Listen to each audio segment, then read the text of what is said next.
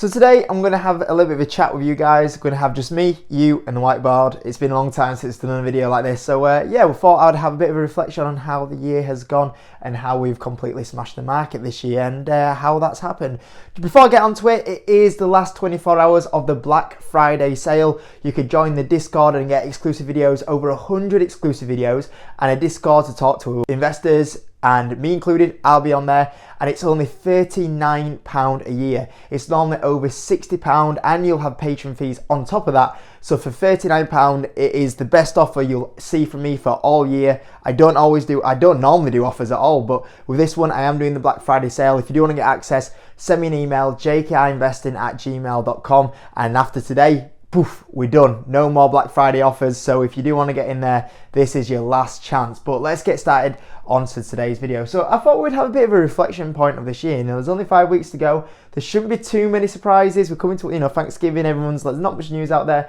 I thought it's a good point to have a reflection. Now, what will end up happening is China will go invade Taiwan or something, and it'll be like, whoa. So, but I think it'll be a quiet last few weeks into the market for the year. But it'd be a good point now to us back in the year to reflect on 2023, because 2023 has been a great year. For me, it's been a fantastic year. I think for most of you guys, hopefully it's been a good year. It should be a good year. When the S&P is up as much as what it is, you should be doing quite well. If you're not making money on these sort of years, that's a little bit worrying. And for me, yeah, it's been a good year. I've smashed the market. I'm up over 30%. It's been fantastic. And it's good to be back to smashing the market again. And obviously with my biggest position being up over 250% year to date, obviously that's been a major contributor. But not even that, like there's a lot of other stocks as well that have done absolutely amazing, which we'll actually look at in a second. But it's a good point to reflect on how we got onto such a good year, because obviously this year's been really good, but 21 to 2022, the back half of 2021 to 2022, I mean, how tough was that? It's good now, a year on, or even if you go to the start of that time frame, nearly 2 years on now. I mean, we haven't had a normal stock market for the whole decade. Since 2020, this hasn't been a normal stock market. There's been so much volatility. And 21 to 2022, the back half of, the last 6 months of 21 into 2022, and even a little bit into 2023 as well, it was an awful market. That is the worst stock market I've ever been through. I've been through the CV dip, and that was kind of an awful kind of 3-4 months. 2018 was a bit of a sluggish year, but that period was the worst market I've seen, and it's the worst stock market we've had since 2008. And it was one of those that you always prepare yourself mentally that there's going to be a time frame where a bad market comes around, and we had that. And you always know you're going to. I always knew when a bad market came around, I was going to suffer. As an individual stock picker, I knew I was going to get a big slap around the face. Didn't expect it to be that big. But we're going to get a big slap around the face. And that's what happened. 2021, 2022. I mean, it's the first time I've underperformed the market. And I knew I would underperform the market when we hit a bad market, because that's unfortunately what happens as an individual stock picker. And especially because, as well, unless you had major exposure to the big seven, that what really helped your gains a lot more in that time frame, because they didn't fall as much, remember, at the start of that 2021 period. And it was the first time for me that I've really underperformed the market, and it was a challenging time.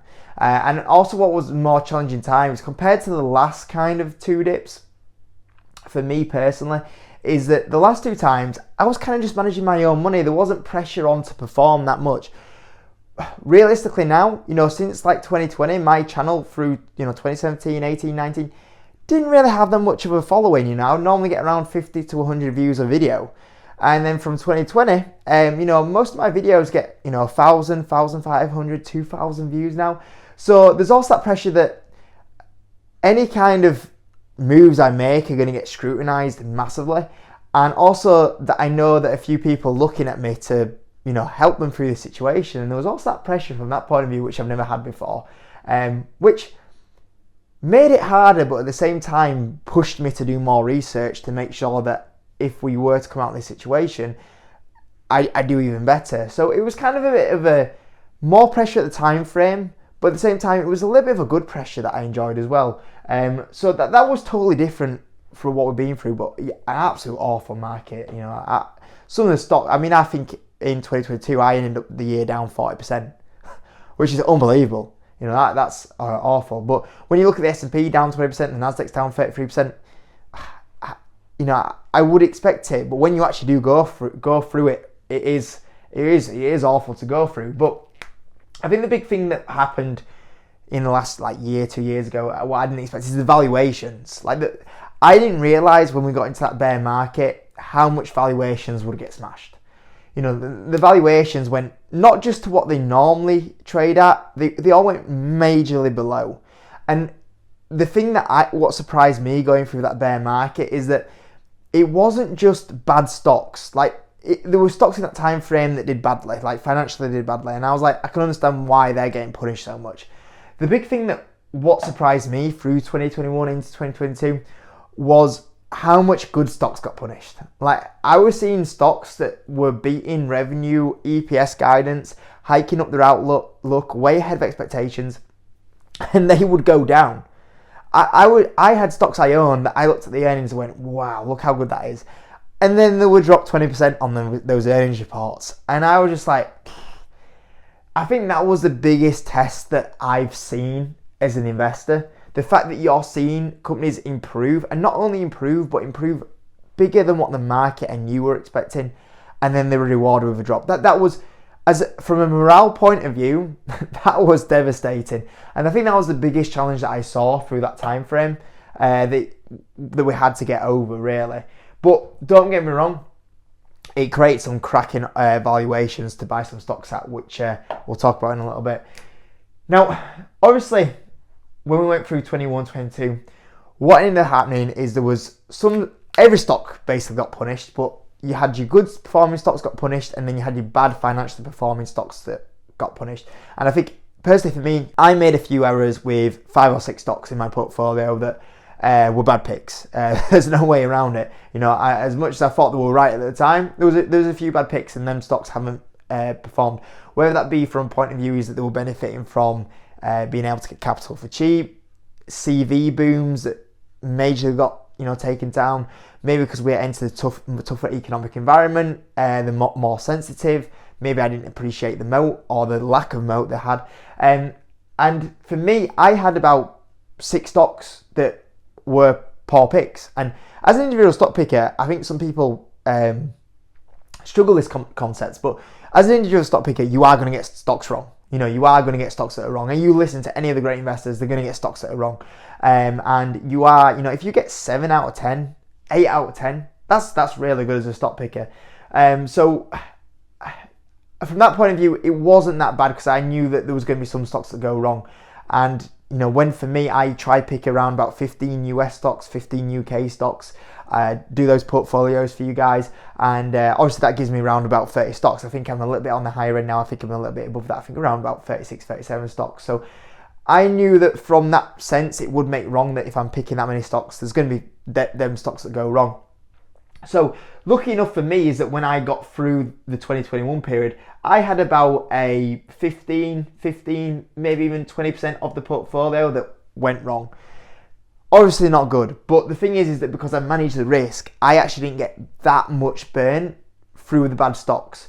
I think a few people actually made the error is that they had exposure to higher risk stocks and it made up maybe that sort of the portfolio. And I think that's sometimes why you see a few people that are quite bearish at the moment, because I think they were overexposed with this stock crash, and I think obviously they've unfortunately turned into perma bears. But for me, luckily enough, I had good exposure where it wasn't that much. I was only limited down to 15-20% of the portfolio, which, don't get me wrong, still stung massively, but it helped massively that I didn't get burnt too much. So with them sort of stocks, what I was able to do is I was able to go, you know what, I was looking at those stocks that were financially performing terrible and went, I'm just going to have to write off that portfolio. It's a big loss. I'm going to have to write it off. And maybe they hope that they turn out, but realistically, write that off in the head. Look at them. Financially, they're not performing. If they're not performing right now, don't buy them. And what I did is then I focused on the other 75% or 80% of the portfolio. And I went, okay, don't buy any more of that crap. If they're financially not performing, don't buy them. Buy the stocks that, are still getting punished, but they are absolutely beating the market. And I was buying great stocks. And what I focused on in that time frame in 2022 is I looked at the stocks that went, okay, it might be going down in the share price, but the financials are going up and up and up and up, and they're beating the market expectations. And eventually, when the market gets a little bit back to reality, they will come back into the correct value they should be. And then I thought, okay, got to look at the opportunities. And I was looking at Google, historical valuations, doing very well. Looking at DraftKings, beating expectations. I was like, that's eventually going to get the right market valuation. Hims and Hers, obviously, even now, it's in the last few days as well, that's started to really kick on as well, which is really good. In mode, which unfortunately that one has been a little bit hurt with the Israel situation, but still not terrible. I think that's another opportunity potentially there.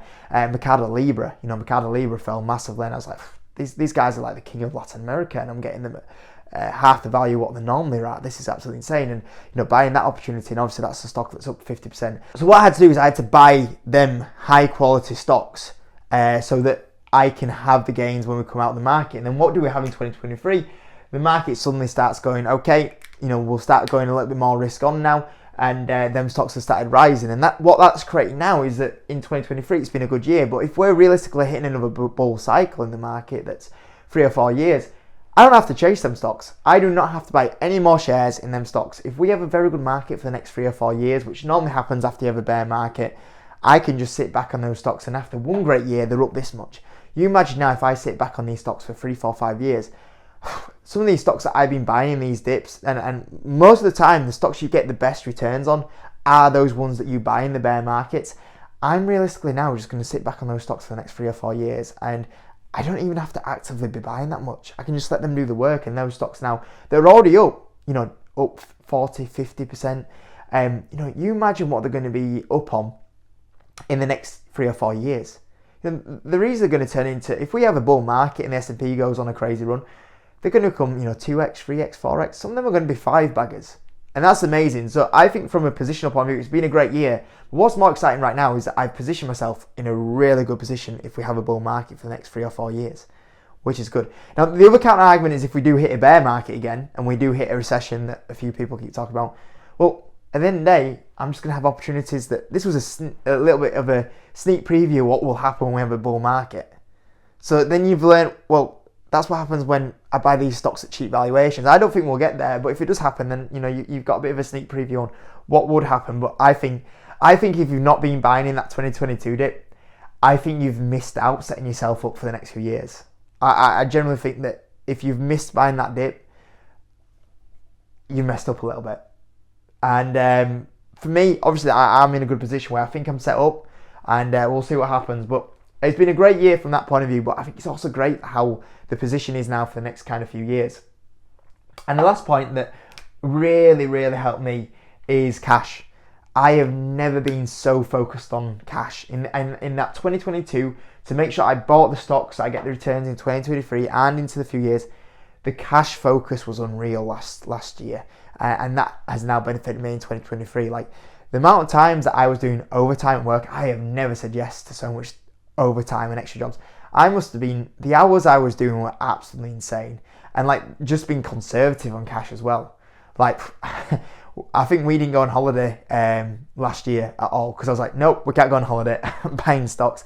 And then it was until this year where stocks started rallying up, then I was like, okay, I don't have to be as conservative. There were still a lot of opportunities out there, so I was still buying a little bit, but I was a little bit like, okay, we can finally go on holiday this year. So the cash generation point of view is it really does show you cash is king. To buy opportunities in the market, you need cash. And for me, everything just went in 2022 to get the rewards in 2023. Working overtime, any cash spare, cutting back costs in personal life, not going on holidays. I was like, focus, buy more. And that what really helped as well. And it does show you that to take advantage of deals in the market, you don't only need to have the valuation worked out and the patience, which definitely was tested massively in the last kind of 3 years, but cash. Generally, you don't appreciate having cash on the sideline until all these opportunities come up, because you're like a kid in a candy store. And that's what it was like. And now, the portfolio looks like it's took a great transition from what was a awful kind of 21, 22, which was absolutely awful for the market, and now position themselves into a very good 2023, and hopefully going into 2024, which leads me on to my last point, really. Obviously, this is a bit of a recap over the last kind of what's happened in the last kind of couple of years, but 2024, obviously, would you guys like to see the game plan of 2024? want to know how I'm kind of positioning myself. Obviously, you got a little bit of this kind of previewing, what my thoughts are with 2024. But would you like to see a few more opinions on what I'm kind of thinking going into next year? You guys let me know if you want to see that video. But yeah, overall, great year. Really, really good year in the market. And honestly, like, if someone told me, 2 years ago, especially like a year ago, like that November 2022 timeframe, if someone told me in a year's time we would be in this position, I don't know if I'd believe them. I don't know if I would believe that we would have seen the recovery and the performance that we have had. But it shows you like the volatility in the market that can go from one end on one side to the other end on the other side so quickly, and how much you have to be aware and awake to make those big decisions. You can be asleep for 3 or 4 months, and you can miss big opportunities. And hopefully, yeah, it looks like we're in a good position, and the position that we're in has built hopefully for a good run in the next kind of few years. And kind of got a snippet of that in 2023, hopefully. So yeah, hope you enjoyed the video, guys. Congratulations to any of you guys that have done well in the market as well this year as well, and really took advantage of those dips in the last few years, and hopefully you've benefited from them this year, and hopefully benefit them in many years to come from that bear market. Yeah, if you could hit that like button, if you're around here, subscribe. See you in a bit.